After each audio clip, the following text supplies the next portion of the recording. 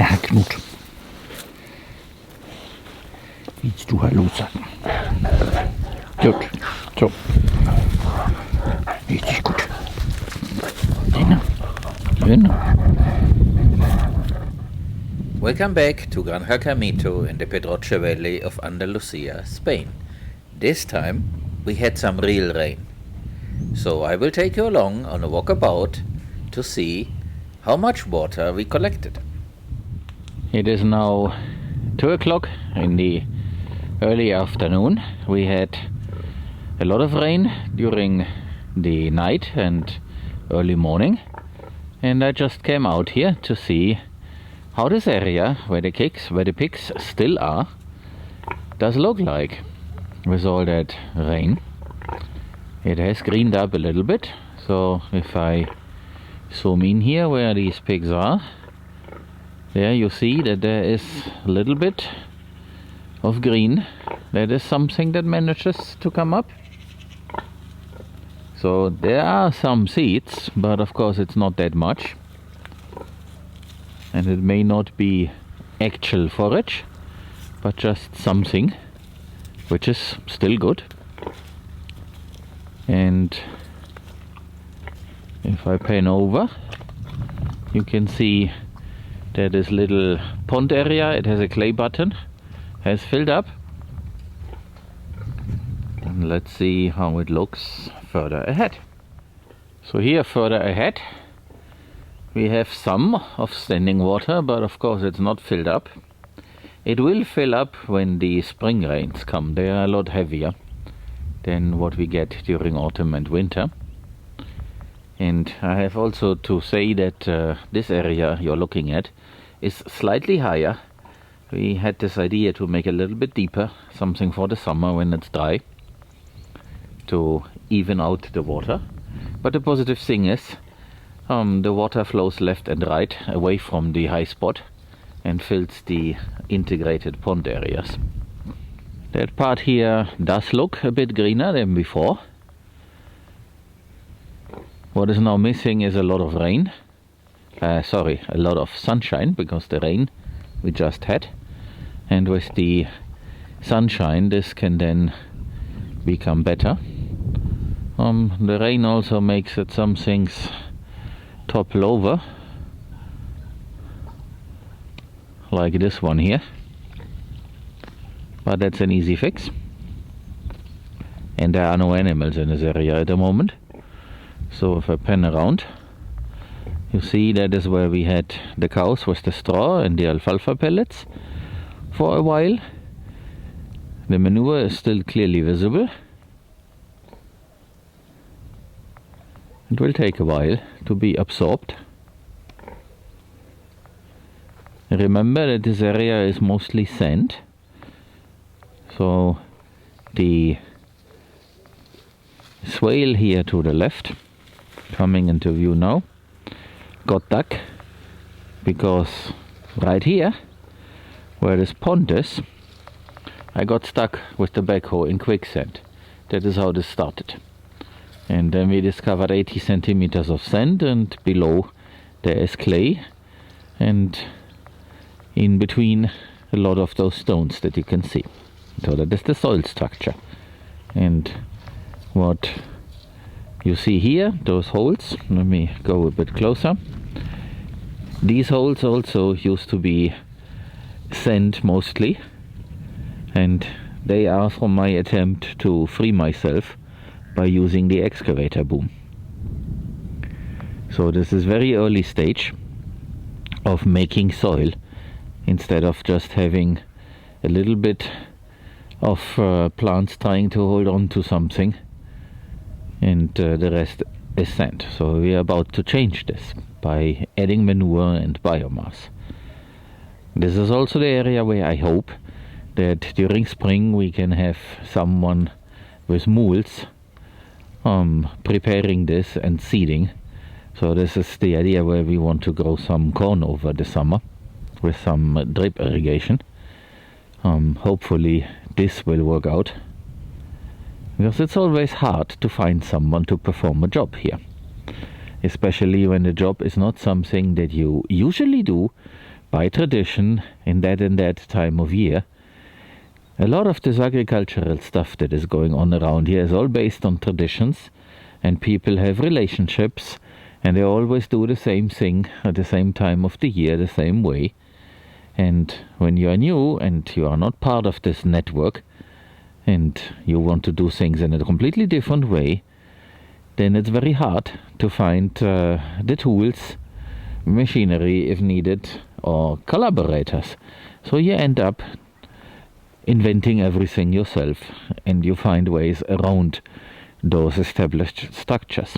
I don't mind, but that is one of the reasons why, to the viewer, some things may seem to go awfully slow, or it might look like we are just playing around. No, there is a lot of obstacles to overcome. But then, of course, yes, I'm not a professional in this field. I have no prior experience, so I have to invent a lot of things myself, and your comments and ideas are very helpful. Also, most of it will not be realized at any point or anytime soon, but I still appreciate those ideas because they make me think, so thank you for that. But please keep in mind, there are many challenges besides the obvious things, and all the frustration that is the result of phone calls where things are promised and do not follow through. This does not show up in any video. But that's life, no problem. We have to overcome these things, and we do over time, but it takes a little while. This is going to be a little paradise. It's just a question of when. So now that I'm here, a little bit ahead, you can see the high spot there, and then some of the water, and I will now go to the pond almost at the very end and have a look there. So here it is. This is right after the high spot, and as you can see, there is water, and it's saturated, which is why it stands there. And the pond has filled, but it's now basically at the level of the swale bottom. There is still a long way to go, and if you look up older videos from a year ago, you will then find that this has filled up to the brim and it was overflowing, which is why we dug the other one. And there is still nothing growing on those berms except maybe some very early things, but I'm looking around and I don't see anything. There looks like there is something greenish, but I think that is not a plant, but it is a piece of leaf, and the camera won't focus on it, that fell off the tree during the rain. So no, nothing growing. But there is something. So finally something has managed to show up. There is a little bit after a very long time.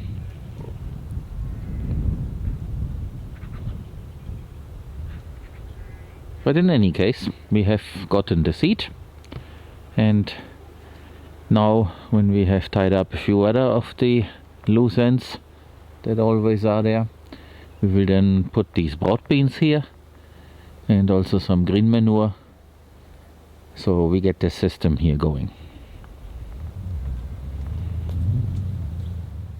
Also another detail, that is how the ground cover looks like. So it's a mix of some moss-like plants and the other things that you can see here. So this is not really grass, and it's not really forage either, which is why I say here in this area we can till one time and then manage it properly. It seems to be the fastest way to get things going. If I walk over here, it looks a little bit better. In all the places where we put out the straw, it looks like that. So the straw seems to have a positive effect. Also, it is a long way from decomposing, but as you can see, something is going on. And the cows have been here, I think, a month ago. Or less than a month. I'm not sure. But this is not many months of sitting here. This is very fresh. And you can see in this cowpie, the magpies and other birds, they have searched for something, which is also good. And you can see that something wants to come up. So there are new leaves. So that is the nutrition that was lacking before.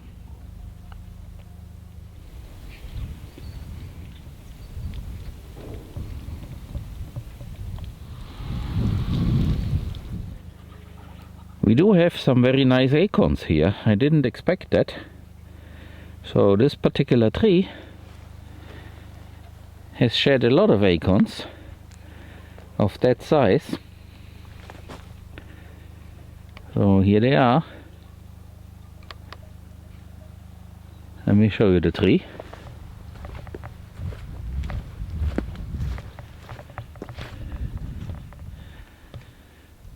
This tree definitely is not very old. It has a very thin stem, a very thin trunk. I have no idea how old these trees are. Some told me some 200, 300 years, maybe. But this one does not look very old to me, but then how would I know? But the size of the acorns is pretty good. There is a yearly contest here in this area about the biggest acorn, and kids collect them, and also adults, and then they have a presentation about the biggest acorn, and it's an event, and it's even distributed on local TV here. And the biggest acorn this year had a weight of 40 grams, almost resembled a chicken egg. So this is how big they can get. No new calves have shown up so far. There are only 2, but I think this will now, when the sun comes out, change quickly. I believe cows have an ability to postpone the birthing process a little bit. It would make sense, because that way they can decide when to launch and when it's safe. I'm thinking about predators being around, and if you have the ability to control this a little bit, then you can make sure that the predator will not eat your youngborn, your newborn. It would make sense. I read this somewhere, I'm not sure, but maybe you guys know more. The manure in here is looking much better. So this is something. It even looks like there are seeds in there. I'm not sure, but it definitely looks nice. So let me show you some more around. This one got disintegrated by the rain, and the tree here will certainly appreciate this additional material. This tree is a little bit in bad shape, and some of you have been talking about pruning. So let's see if I come closer here. So those seemingly dead trees, branches I mean, are certainly the ones that one would prune. So I can see that, but I don't have any rush with that. And as you can see, it also requires to get up there. But at some point we will certainly do this. There are some chainsaws on a telescope pole, and with those we can then do this. But there are a lot more other things that are much more important to get right, and this will then be a task for later. And by later I really mean later, so it might be 2 years from now. It is more important, I believe, that the soil recovers and there's something for the trees to feed on, instead of me cutting off parts of their body. That I believe is counterproductive. It may make the tree put more energy into acorn production, but what good is it if the tree will then die? And as a lot of those trees suffer from something, I better let them do whatever they can in order to survive, and that includes to resprout from the bottom. I don't see anything wrong with that, despite the fact that experts in the field tell me otherwise, because the tree wants to survive, and by resprouting it is surviving. It may decide, okay, the old part is not to be saved, but the rest should be around, and so I rather let it, because those trees are meant for 1,000 years. It's not the same thing as in a fruit orchard, where those trees will never grow that old as these ones here. At least that is what logic tells me, but of course I may be wrong. I am learning. But at the moment, like I said, there's so much other things we need to do. So pruning these trees is the least of our worries at the moment. But I'm not against doing it. It's just a question of when. As expected, this has also filled up a little bit. It can hold more. As you can see, there is more room. It is just here as a quick solution to stop erosion, so that the water does not run down there. And not a lot has grown on the berm.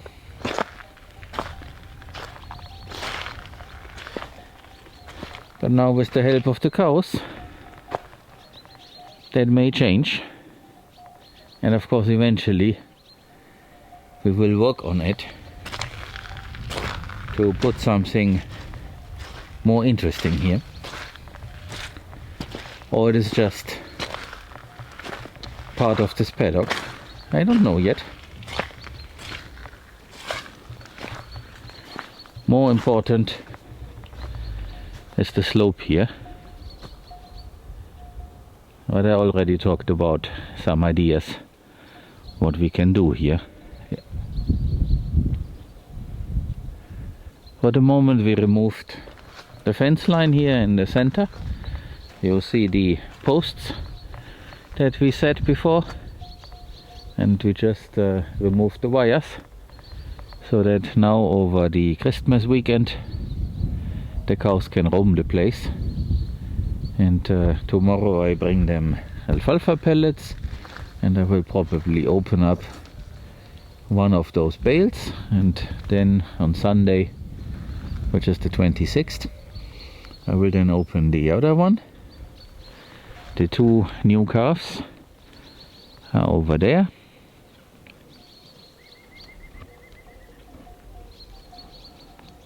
There you can see them. Between the wood there, of course, there is grass, but I would assume by now the cows have eaten it already.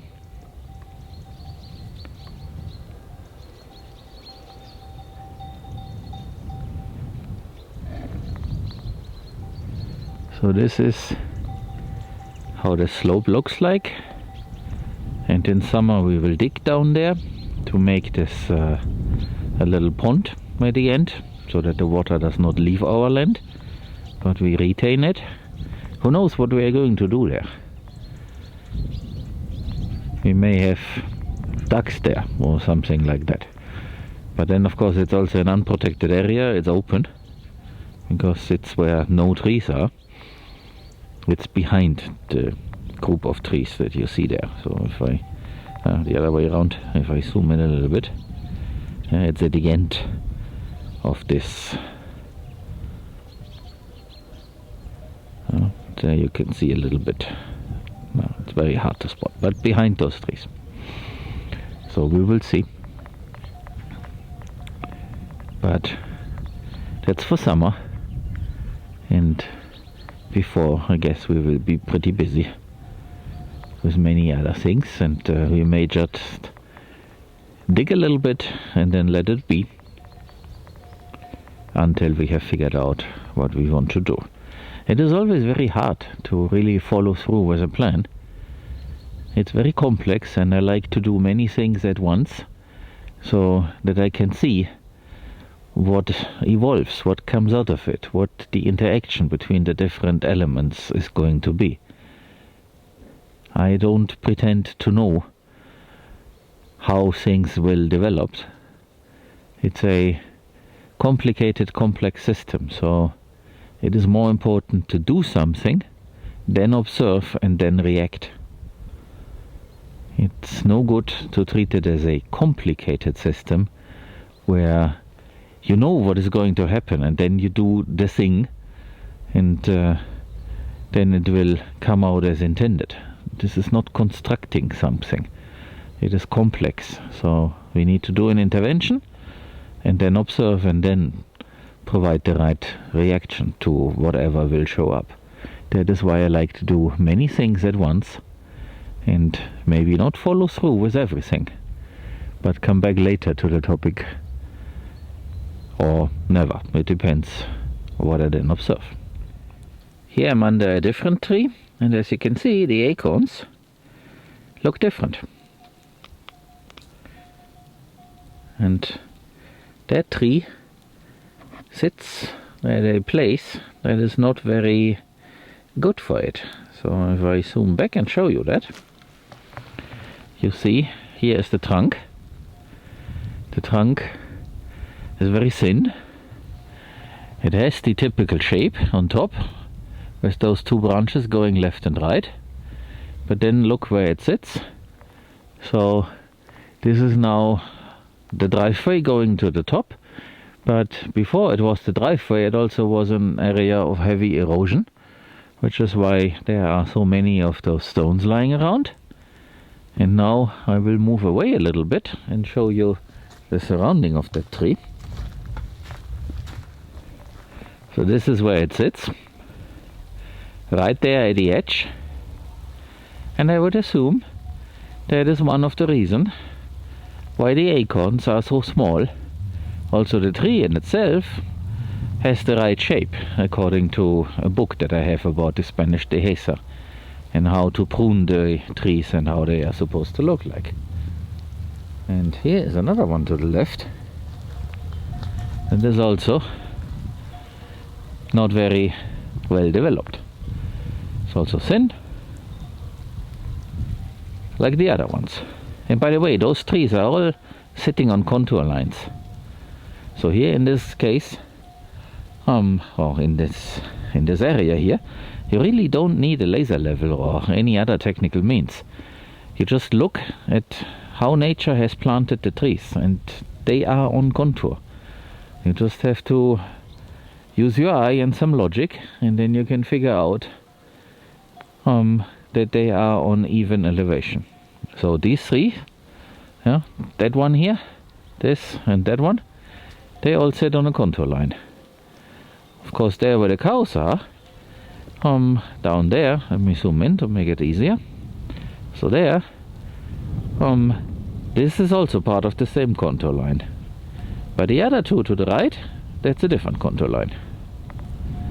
And If I move a little bit to the left, there you see another contour line. No need for a laser. And the same is up here. Now you see, it's the same contour line as where I'm standing and where the tree to the left of me is. So that makes it very easy. You just have to look and connect the dots, in this case the trees.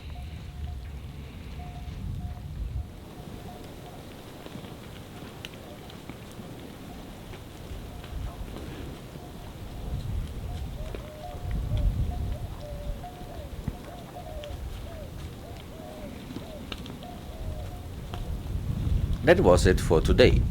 As always, I hope you enjoyed this update. I do think we are progressing. There are many things we have initiated and that are going on, so it might be hard to see where this is going. Well, it is a process, as messy as nature also is. These images just made a new idea come to me. You guys were talking about raking stones into contour lines. I think we can fabricate a giant rake for the boom of the backhoe and do the raking right here. I'll report how it goes. See you in a couple of days.